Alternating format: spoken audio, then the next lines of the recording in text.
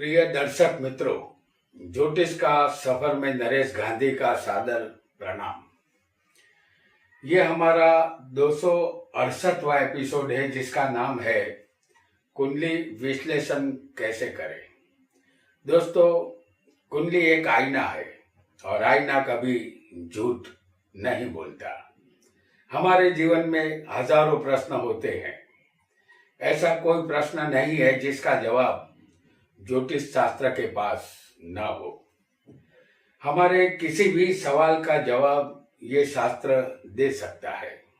हमारे प्राचीन ऋषि मुनियों ने इस शास्त्र की रचना की थी और इस ज्योतिष शास्त्र में कुछ तो ऐसी बात जरूर है जिसकी वजह से ये सदियां बीत जाने पर भी आज तक हमारे बीच ज्योतिष शास्त्र मौजूद है। समय के साथ बहुत कुछ नष्ट हो जाता है, लेकिन ज्योतिष एक ऐसा शास्त्र है जिसका समय भी कुछ बिगाड़ नहीं पाया है। जब तक इंसान इस धरती पर रहेगा, ये ज्योतिष शास्त्र भी रहेगा। हम रहे ना रहे, लेकिन ये शास्त्र दुनिया में सदा अमर रहेगा। किसी की भी कुंडली देखकर किसी भी सवाल का तत्काल जवाब ढूंढने का ये नायाब तरीका इस एपिसोड में हम जानेंगे। सबसे पहले जन्म कुंडली देखते समय आपको ये जानना है कि जो सवाल पूछा गया है वह कुंडली के 12 स्थानों में से किस स्थान से संबंधित है। उस स्थान का कारक ग्रह कौन है, उस स्थान में कौन सा ग्रह बैठा है, उस स्थान पर किस ग्रह की दृष्टि है। इन सब बातों का हमें ध्यान रखना होगा, तभी हम कुंडली देखकर सत्य के निकट पहुंच पाएंगे। इतनी जानकारी के बाद आइए जानते हैं किसी भी सवाल का जवाब कुंडली में कैसे ढूंढते हैं।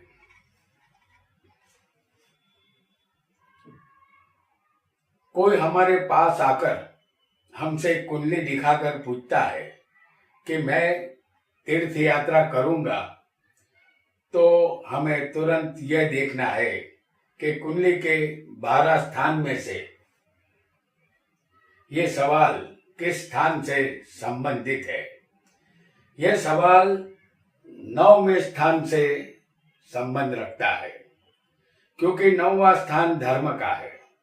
सबसे पहले हमें इस स्थान के मालिक को देखना होगा, वह कमजोर है या बलवान है। इसके बाद 9वें स्थान के कारक गुरु और सूर्य की पोजीशन कुंडली में देखनी होगी। यदि 9वें स्थान का मालिक बलवान हो और कारक गुरु और सूर्य भी बलवान हो, तो जातक अवश्य तीर्थ यात्रा करके पुण्य कमा सकता है। आइए इस कुंडली के द्वारा इसे हम समझते हैं। यहाँ जो योग हम बताएंगे वह सभी लग्न की कुंडली पर लागू होंगे। आपको सिर्फ इतना ध्यान रखना है कि धर्म स्थान का मालिक और कारक गुरु और सूर्य बलवान होने चाहिए, तभी जातक तीर्थ यात्रा करता है। हम आपके सामने वृश्चिक लग्न की कुंडली बना रहे हैं। ये एक उदाहरण कुंडली है। इस कुंडली में 9वें धर्म स्थान में कर्क राशि होगी और कर्क राशि में बैठा होगा चंद्र।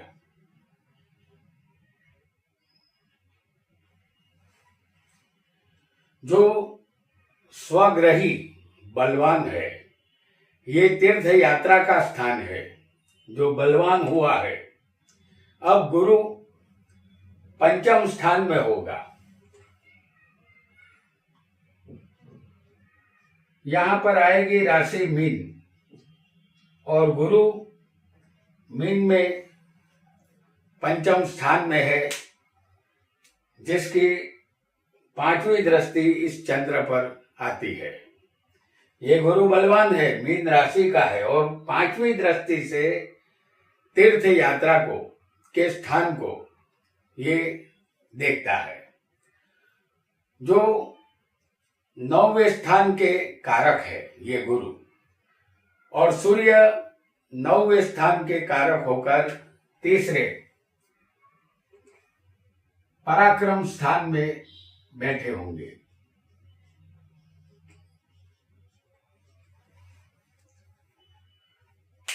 सूर्य यहां से 7वीं दृष्टि से 9वें स्थान को देखते हैं। यहां सूर्य से चंद्र दूर है, यानी कि ये पूनम का चांद है। तो चंद्र यहाँ सूर्य से दूर है, इसलिए चंद्र बलवान माना जाएगा। ये पूनम का चांद है और गुरु अपनी राशि मीन में स्वग्रही है। गुरु भी बलवान है। गुरु सूर्य दोनों की दृष्टि तीर्थ यात्रा के स्थान पर है, इसलिए जातक को तीर्थ यात्रा का लाभ मिलता है। आपको सिर्फ इतना याद रखना है कि जिस स्थान का सवाल हो वह स्थान और उस स्थान का मालिक और उस स्थान के कारक की स्थिति, साथ ही साथ उस स्थान में जो ग्रह बैठा होगा उसे भूलना नहीं चाहिए।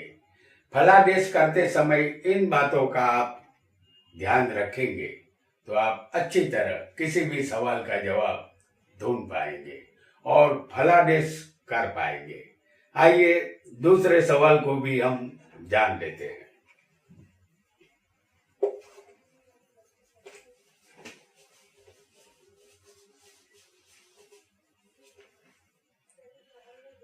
यदि कोई हमें कुंडली दिखाकर पूछे कि मेरा लव मैरिज होगा या अरेंज मैरिज होगा, तो सबसे पहले हमें ये जानना है कि ये सवाल किस स्थान से संबंधित है। सवाल लव मैरिज का है और 5वां स्थान कुंडली में प्रेम का होता है।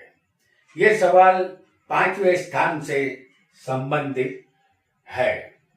लग्न हमारा शरीर है और शरीर ही किसी के प्रेम में पड़ जाता है, और 7वां स्थान जातक की प्रेमिका का होता है। पहला, 5वां और 7वां स्थान, इनके मालिक कुंडली में किसी भी स्थान में एक साथ बैठे होंगे या इन तीनों के मालिक एक दूसरे की दृष्टि में होंगे तो जातक का प्रेम विवाह जरूर होगा। आइए इसे कुंडली के द्वारा समझते हैं। हम यहाँ पर एक मिथुन लग्न की कुंडली आपके लिए बना रहे हैं।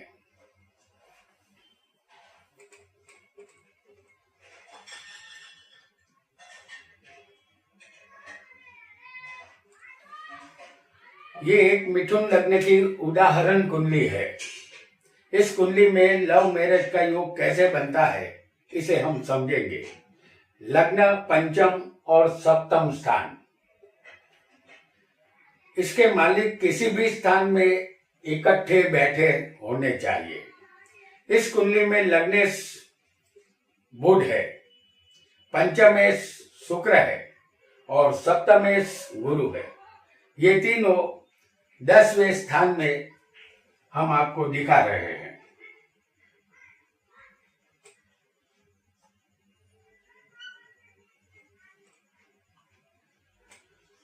तो लग्नेश यहां बुध है, पंचमेश शुक्र है और सप्तमेश होगा गुरु। ये तीनों 10वें स्थान में है। यदि ऐसा योग होगा तो जातक का लव मैरिज अवश्य होता है। यदि यही ग्रह किसी एक स्थान में इकट्ठे न बैठे हो लेकिन दृष्टि के द्वारा संबंध बना रहे हो तब भी लव मैरिज होगा। जैसे इस कुंडली में लग्नेश बुध है और पंचमेश शुक्र है। इन दोनों की युति हम आपको दिखा रहे हैं लग्न में।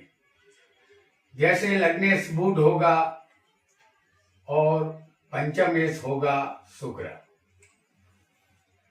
इन दोनों की युति लग्न में होगी और सप्तम के मालिक होंगे गुरु, जो सप्तम में ही बैठा होगा,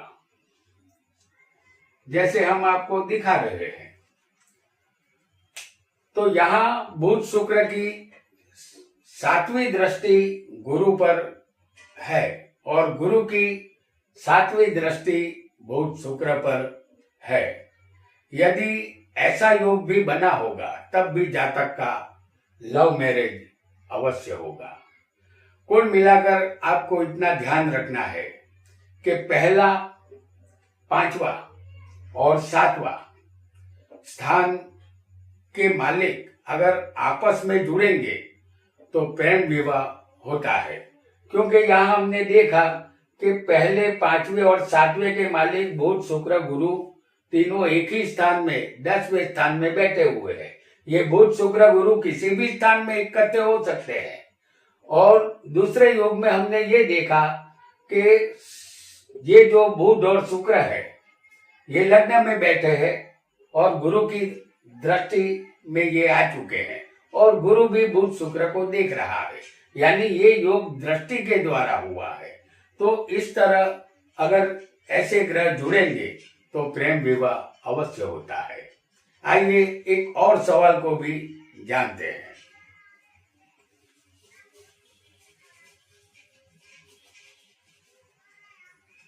यदि कोई हमें कुंडली दिखाकर पूछे कि मेरा बुढ़ापा कैसा गुजरेगा, तो सबसे पहले हमें चौथा स्थान, चौथे का मालिक और चौथे स्थान का कारक चंद्र को देखना होगा। चंद्र यानी कि चौथा स्थान सुख का है और इसी स्थान से जातक की अंतिम अवस्था देखी जाती है। चौथा स्थान बलवान हो, चौथे का मालिक कुंडली में बलवान हो और कारक चंद्र भी बलवान होगा तो बुढ़ापा सक्सेस जाएगा। बुढ़ापे में कोई भी अधिक आर्थिक तकलीफ नहीं रहेगी। यदि चौथे स्थान में पापी ग्रह सूर्य, शनि, मंगल, राहु होंगे तो ये बुढ़ापा बिगाड़ेंगे, लेकिन शनि अकेला अगर चौथे मकर, कुंभ या तुला का होगा तो बुढ़ापा सुधर जाएगा। आइए इसे कुंडली द्वारा भी समझने का प्रयत्न करते हैं। हम आपके सामने ला रहे हैं मकर लग्न की कुंडली।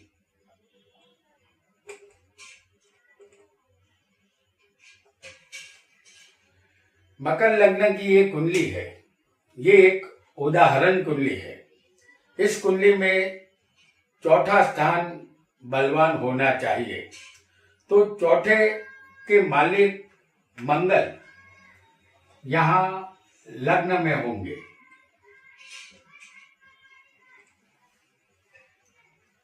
ये मंगल मकर राशि में उच्च के होते हैं, जो यहाँ पर रुचक योग का निर्माण कर रहे हैं। तो ये मंगल उच्च के है और वह चौथे स्थान को अपनी चौथी दृष्टि से देखते भी है।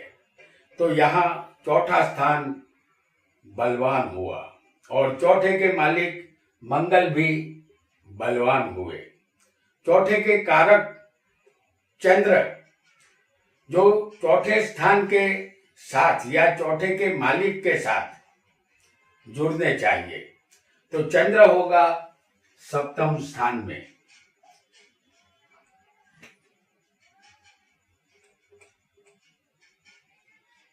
ये कर्क राशि का चंद्र होगा जो 7वें स्वग्रही कर्क राशि में बैठा है। चंद्र चौथे के मालिक मंगल की दृष्टि में है। यहाँ चंद्र मंगल एक दूसरे को देखते हैं। मंगल चौथे के मालिक होकर लग्न में उच्च के है।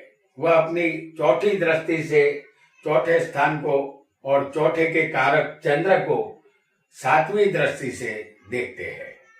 इस वजह से जातक का बुढ़ापा अच्छा रहता है। और ये चंद्र मंगल लक्ष्मी योग भी केंद्र में बना रहे हैं। तो चौथे अगर कोई भी पाप ग्रह होगा तो बुढ़ापा यहाँ अवश्य बिगड़ता है। इस जातक का बुढ़ापा नहीं बिगड़ेगा, क्योंकि हम देख चुके हैं कि कारक चंद्र भी बलवान है, मंगल की दृष्टि है, मंगल खुद भी बलवान है, तो यहाँ उसका बुढ़ापा बिगड़ने वाला नहीं है। तो प्रिय दर्शक मित्रों, आज हमने कुंडली विश्लेषण करना सीखा। ऐसे ही रोचक वीडियो देखने के लिए हमारी चैनल से आप जुड़े रहिए। आज इतना ही। आपका बहुत बहुत धन्यवाद।